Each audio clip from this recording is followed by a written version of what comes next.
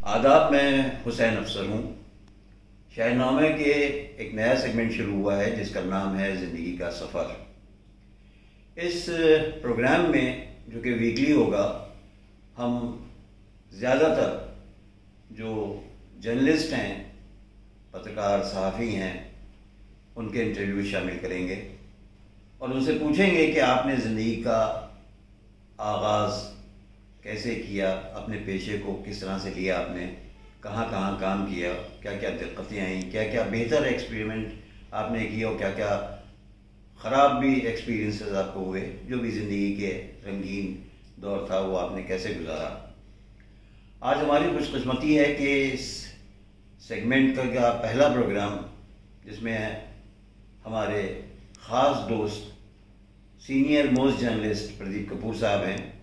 प्रदीप कपूर साहब का जो करियर है, जो ज़िंदगी है, बहुत मालामाल है।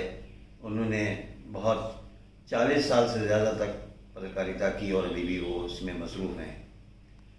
वो पत्रकारों की उस खेप से हैं कि जिसमें बहुत ईमानदारी, बहुत शराफत और बहुत ही अंदर जाकर मामलात को समझने परखने के बाद लिखते थे कुछ। प्रदीप कपूर साहब, आपका स्वागत है। बहुत बहुत शुक्रिया हुसैन अफसर भाई कि आपने ये बहुत बढ़िया पहल शुरू की है कि जो सहाफ़ी हैं, जो इंटेलेक्चुअल्स हैं, जो अदीब हैं, उन सब से बातचीत करके उनकी ज़िंदगी के खूबसूरत पहलुओं को सामने लाया जाए। और मैं बहुत अपने को खुशनसीब समझता हूँ कि इस सीरीज़ की शुरुआत आप मुझसे कर रहे हैं। इस वक्त शहर में जितने पत्रकार हैं उनमें सबसे वरिष्ठतम आप हैं और हम आपसे ये मालूम करना चाहेंगे कि जैसे इसका शीर्षक है इस प्रोग्राम का, ज़िंदगी का सफ़र, तो हम ये आपसे मालूम करना चाहेंगे कि आपने कहाँ तालीम हासिल की, कहाँ आपकी पैदाइश हुई और उसके बाद किस तरह से आप इस पेशे में आए कि लोगों को मालूम हो सके कि जो सेवा आपने की है पत्रकारिता के ज़रिए समाज की, वो कहाँ कहाँ से होकर गुजरी और कहाँ कहाँ आपने उसमें अपने को बिल्कुल तन मन से आप तैर गए उसमें। अफसर भाई, देखिए कि मेरी पैदाइश तो ताज की नगरी आगरा में 7 दिसंबर 1955 को हुई और मेरे वालिद बिशन कपूर साहब आगरा में भी सहाफ़त का काम करते थे और वो हिंदुस्तान टाइम्स और ब्लेड्स और इसके अलावा जो विदेशी न्यूज़ एजेंसीज थी उनसे जुड़े हुए थे। तो जाहिर बात है कि घर में जो है वो एक सहाफ़त का माहौल था और आगरा में जहाँ रहते थे वहाँ भी जो तमाम नशिस्त होती थी, आगरा के तमाम बड़े बड़े साहित्यकार वहाँ पर आके बैठते थे। तो बचपन से जब से आँख खोली तब से जो शायर हैं और साहित्यकार हैं और इंटेलेक्चुअल्स हैं उन सबको घर पे आते जाते बैठते और तमाम गुफ्तगू होते देखा। तो शुरू से ही सहाफ़त के प्रति मोहब्बत जो है वो जुड़ गई थी, शुरुआत हो गई थी। फिर आगरा में सेंट जॉन्स कॉलेज में तालीम ली, फिर उसके बाद लखनऊ आए, फिर क्रिश्चियन कॉलेज में तालीम ली, उसके बाद लखनऊ यूनिवर्सिटी से एमए वेस्टर्न हिस्ट्री में, फिर हमने एमए किया। लेकिन लिखने का जुनून जो है वो शुरू से हो गया था। मुझे आज भी याद है कि अमर उजाला अखबार, जब हम आगरा में थे तो जाहिर बात है कि जो पहला अखबार होता है तो वो अमर उजाला अखबार था, उसको पढ़ते थे, देखते थे। तो उसके जो संपादक थे डोईलाल अग्रवाल, जो जिन्होंने शुरू किया था, वो घर पे आते थे, आगरा भी आते थे, लखनऊ भी आते थे। तो लखनऊ में जब आते थे तो मुझसे कहते थे भाई लिखने का लिखो और लिख के मुझे भेजो। तो मैं लिखता था और लिख के उनको भेजता था। तो 1970 से मेरे जो है आर्टिकल्स अमर उजाला में छपने शुरू हो गए और जब आपका लिखा हुआ छप जाता है तो हौसला बुलंद हो जाता है। तो वो हम लिखते रहते थे और उनको भेजते रहते थे, वो छपता रहता था। तो लखनऊ में भी मेरे वालिद बिशन कपूर साहब ब्लिट्स अखबार के ब्यूरो चीफ थे। लखनऊ में घर पे भी जो है मैंने माहौल देखा कि जो अदबी नशिस्त होती थी वो भी देखा, जो बड़े बड़े पॉलिटिशियन थे उन सब को मैंने बहुत करीब से देखा, चाहे वो चौधरी चरण सिंह हो, चाहे वीपी सिंह हो, चाहे उस दौर के हेमवती नंदन बहुगुणा हो, और तमाम लोगों को मैंने घर पे आते जाते, चंद्रशेखर बहुत आते थे घर पे, इन सब को मैंने आते जाते देखा। तो मेरे को शुरू से ये तय हो गया था कि भाई पत्रकारिता में ही जाना है। और जिस ज़माने में हम लखनऊ यूनिवर्सिटी में पढ़ रहे थे तो उस ज़माने में भी हम इंडिया प्रेस एजेंसी, एक न्यूज़ एजेंसी जिससे मैं आज भी जुड़ा हुआ हूँ, उस ज़माने में उस न्यूज़ एजेंसी से मैंने लिखना शुरू किया था और उसमें आर्टिकल छपते थे तो बड़ा अच्छा लगता था। और इस तरह से करते करते फिर 79 में हमने फॉर्मली जो है लखनऊ का जो है इंग्लिश का सबसे बड़ा अखबार पायनियर होता था, वो 1 जून 1979 को मैंने ज्वाइन किया। और जो असली ट्रेनिंग एक तो घर में होती है, लेकिन ऑफिस में जाके लोगों के साथ बैठ के जो एक अनुभव प्राप्त किया है वो तमाम उम्र जो है वो काम आया है। और वो पायनियर के जो शुरुआत की दौर थी वो बहुत ही बेहतर थी और तमाम दोस्त जो पायनियर के ज़माने में बने वो आज भी मेरे दोस्त हैं। पूरी सहाफ़त के पूरे कैरियर में वो तमाम दोस्त जो है वो बराबर बरकरार रहे। तो शुरुआत जो है वो पायनियर से हुई। उसके बाद फिर 1981 में मेरे वालिद जो कि ब्लड ब्यूरो के चीफ थे उनका इंतकाल हुआ, तो जो संपादक थे आर.के. करंजिया, उन्होंने मुझे ऑफ़र दिया कि भाई मैं पायनियर छोड़ के ब्लड ज्वाइन कर लूँ। तो मैंने ब्लड ज्वाइन कर लिया और 98 तक ब्लिट्स रहा और उसमें हम आखिरी दिन तक उसके साथ रहे। तो ब्लिट्स का जो एक्सपीरियंस था सहाफ़त का वो बहुत बढ़िया था। मुझे आज भी याद है कि 81 में जब मैंने ब्लड ज्वाइन किया था तो करंजिया जो पूरे दुनिया में जाने जाते थे, बहुत बड़े संपादक थे, बहुत बोल्ड संपादक थे, उनका ये कहना कि एक्सपोज ऑल स्पेयर नन, ये गुरु मंत्र उन्होंने दिया और कभी भी इंटरफेयर नहीं किया। जिस तरह की हम खबरें यहाँ के चीफ मिनिस्टर हों, तमाम मिनिस्टर्स हों, सरकारें हों, बड़े बड़े अधिकारियों हों, उनसे जुड़ी हुई खबरें हम भेजते रहते थे, कभी भी उन्होंने ये नहीं कहा कि भाई आपने ऐसा क्यों भेज दिया, क्या हुआ, बल्कि सपोर्ट करते थे। तो वो जो एक ब्लिट्स का जो एक हंगामा, जो कोई खबर छप जाती थी उसका जो एक हंगामा होता था पूरे देश में, वो देखने को मिला हमको। और इतनी ब्लिट्स से इतने साल जुड़े रहने पर जो पत्रकारिता की है उसमें चाहे वो राम जन्मभूमि बाबरी मस्जिद का मामला हो, चाहे अमेठी रायबरेली में गांधी परिवार का हो, चाहे चंबल में डाकुओं का मामला हो, क्योंकि वीपी सिंह के ज़माने में डाकुओं के जो फूलन देवी और तमाम बड़े बड़े गैंग ऑपरेट करते थे, उनके पीछे पीछे भागना, उनको देखना और वो जो कारनामे करते थे उनको रिपोर्ट करना, वो एक अलग जिसे कहते हैं कि एडवेंचर भी था। और वो क्या कहते हैं, उससे बहुत कुछ सीखने को, बहुत कुछ जानने को मिला। आपके इस पत्रकारिता के दौर में कुछ ऐसे वाक़यात होंगे कि जिसने आपको कभी विचलित भी किया हो या आपकी बहुत प्रशंसा हुई हो आपकी रिपोर्टिंग को लेकर, तो ऐसे कुछ वाक़यात अगर आपको याद हो तो कुछ बताइए हमारे देखने वालों को। नहीं, मुझे याद है कि जिस तरीके से सैयद मोदी मर्डर केस हुआ था और जिस तरह से हमने उसकी रिपोर्ट बना के ब्लिट्स में भेजा था, तो करंजिया ने बाकायदा टेलीग्राम किया था कि brilliant story and it has the potential to become yet another Nanavati case. तो मुझसे ये अपेक्षा की गई थी कि हर हफ्ते हम जो है उसकी जो भी CBI का केस चल रहा था और उससे हुए तमाम पहलुओं को हम भेजते थे। बहुत लंबे समय तक जो है सैयद मोदी मर्डर केस, जिसको कि पूरी दुनिया में जो है उसका हंगामा हुआ था, उससे जुड़े हुए चीज़ें भेजते रहते थे तो लोग पढ़ते थे। इसी तरह से मुझे एक्सपीरियंस हुआ कि 1980 में चंबल में क्या कहते हैं लैंड रिक्लेमेशन का काम चल रहा था चंबल घाटी पीस मिशन के द्वारा। तो आर.के. करंजिया ने मेरे को भेजा और हम 15 दिन करीब जो है वहाँ पर रहे और उन डाकुओं से मिले कि जिन्होंने सरेंडर नहीं किया था, जो एक्टिव थे। शाम को आते थे पेड़ के नीचे और हम लोग खटिया पे बैठ के और उनके हथियार साथ में होते थे। वो अपने एक्सपीरियंसेस बताते थे कि किस तरह से व्यवस्था से मजबूर हो के उनको डाकू बनना पड़ा और गांव के लेवल पे क्या प्रॉब्लम थी जिसकी वजह से उनको डाकू बनना पड़ा। वो कहते थे कि भाई कोई शौक से डाकू नहीं बनता है, परिस्थितियां उनको मजबूर करती हैं कि उनको डाकू बनना पड़े। तो उनसे मिलके और उनसे बातें सुनकर जो, और ख़ासतौर से ये कि वो डाकू थे, एक्टिव थे, सरेंडर नहीं किया था, वो एक रोमांच जो था वो हमने जब लिखा तो वो ब्लिट्स में मेरी पहली स्टोरी फुल पेज छपी, जिसको कि पूरे देश में जो है लोगों ने पढ़ा और बहुत सराहा और लोगों ने जो हमको मुबारकबाद दी उससे बहुत हौसला अफजाई हुई। फिर इस तरह से तमाम लोगों के इंटरव्यूज़ करना, हर चीफ मिनिस्टर का इंटरव्यू किया, चाहे वीपी सिंह का इंटरव्यू मैंने किया पहली बार। तो हम सोचिए कि 10 बजे करीब हम पहुंचे थे मुख्यमंत्री आवास में, और जब 12 बज गए मैंने अचानक घड़ी देखी कि दिन बदल गया, तारीख बदल गई। तो वीपी सिंह जी ने कहा कि यार देखो, मैं चाहता यह हूँ कि जो मैं कह रहा हूँ उत्तर प्रदेश में जो मेरी सरकार कर रही है वो पूरा का पूरा आना चाहिए, और इसमें परेशान ना हो कि इतनी देर हो गई है। तो वो भी एक एक्सपीरियंस रहा मेरे को कि पहली बार किसी मुख्यमंत्री का इंटरव्यू लो, और वो भी रात में 10 बजे शुरू हो और डेट बदल जाए, तब तक आप बात करते रहिए।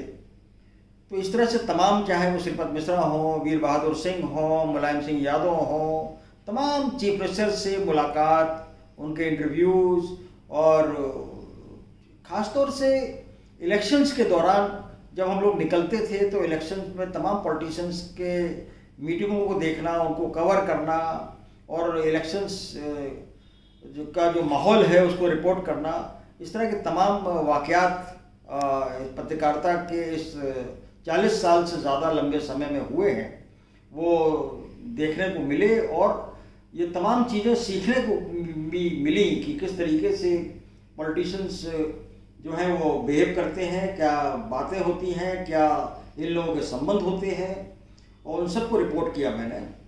लेकिन इस सहाफ़त के साथ साथ पिछले 40 साल से मैं लखनऊ का जो एक आइकॉनिक हजरतगंज कॉफ़ी हाउस है उससे भी जुड़ा रहा।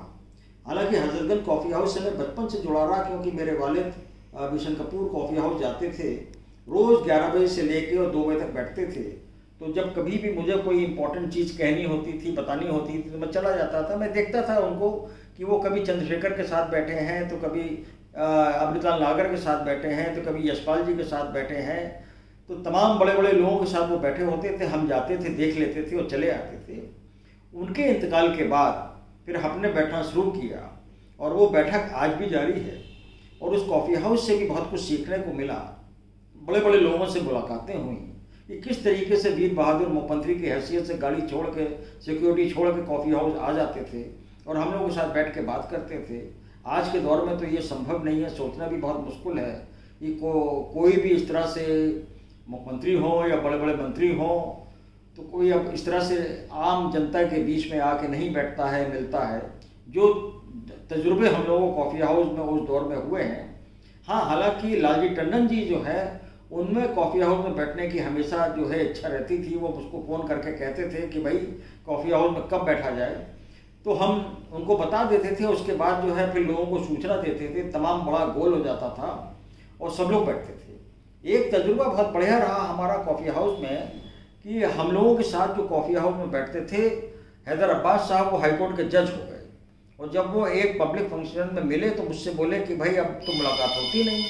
तो मैंने कहा कि आप हाई कोर्ट के जज हो गए और हम तो अभी वहीं कॉफ़ी हाउस में बैठते हैं। तो उन्होंने कहा कि भाई वैसे तो ज़रा मुझे दूरी बना के रखना चाहिए, लेकिन अगर तुम कह रहे हो तो मैं कॉफ़ी हाउस में आता हूँ। तो अगले संडे को आए और उस दिन कॉफ़ी हाउस में कोई दूसरी मेज नहीं लगी, वही बड़ी होती रही, दायरा बड़ा होता रहा। सबको पता चला कि जैसे हैदर अब्बास साहब कॉफ़ी हाउस में है, तो खूब जैसे पहले की तरह रौनक थी और खूब जिसे कहना चाहिए कि बातचीत हुई, कॉफ़ी पी गई। और उसके बाद उन्होंने कहा कि अब जब हम रिटायर हो जाएंगे तब आएंगे। तो फिर रिटायरमेंट के बाद ही फिर वो कॉफ़ी हाउस में हम लोगों के साथ नियमित बैठते रहे। कॉफ़ी हाउस पर आपने एक किताब भी लिखी है, बुकलेट, जो काफ़ी पॉपुलर हुई है, और उसमें आपने बहुत दिलचस्प किस्से कलम के सुपुर्द किए हैं, जिसमें आपने पॉलिटिशियंस से बातें और उनका वहाँ बैठना और उनके साथ में आपकी गुफ्तगू और आपकी मुलाकातें, वो सब आपने बहुत तफसील से लिखी हैं। ये बताइए प्रदीप साहब के आपके ज़माने में अखबारों पर प्रेशर था ब्यूरोक्रेट्स का या पॉलिटिशियंस का, या आपको कहीं पर प्रेशर झेलना पड़ा?